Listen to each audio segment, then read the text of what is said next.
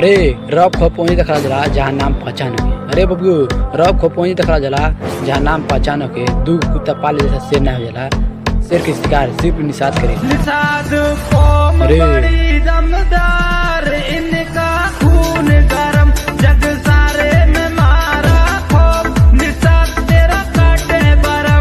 पहले बदमाशी ना रानी अब बदमाशी करके दिखलाई कि पहले बदमाशी ना रानी अब बदमाशी करके दिखलाई। जात की निषाद नहीं बेटा हमसे आज गिरेबे ना पटक के लाते लग कौम बड़ी दमदार इनका खून गरम जग सारे में मारा खो निषाद तेरा काटे बरम। दादागिरी करबे हमसे सब ऐठल बुला जाई कि दादागिरी करबे हमसे सब ऐठल बुला जाई। प्यार से कहत हैं चल जो मैं तो हम बोला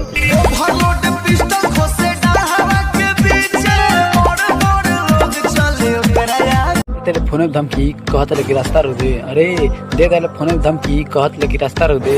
आज कर पहुंचो दे हम माथा सटकन ह तोर गुमम दुरा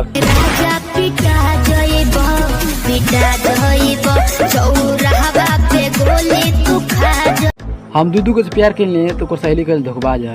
अरे हम दूधू को से प्यार कर लिए तो को सहेली कर धोखबाज है। निषाद जी के अपन भतार बनले ई रंगबाज है।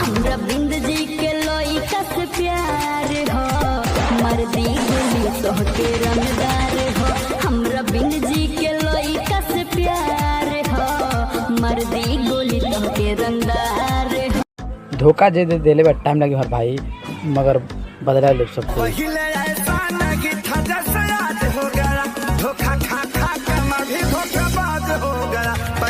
खाली फोनवे पे डांटे लू तो दमा के समना बोला कि खाली फोनवे पे डांटे लू तो दमा के समना बोला एक करे जा घबरा ना तो के संजवा को पूरा ले जाई बाजार ले ले आई एगो कोको कोला।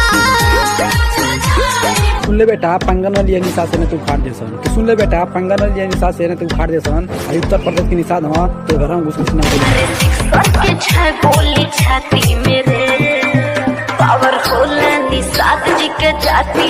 कोशिश दुश्मनों पर जारी है कि कोशिश दुश्मनों पर जारी है लेकिन उनके आखिरी दम तक भारी। चले बाजार में तो कुत्ता भो भो करता है।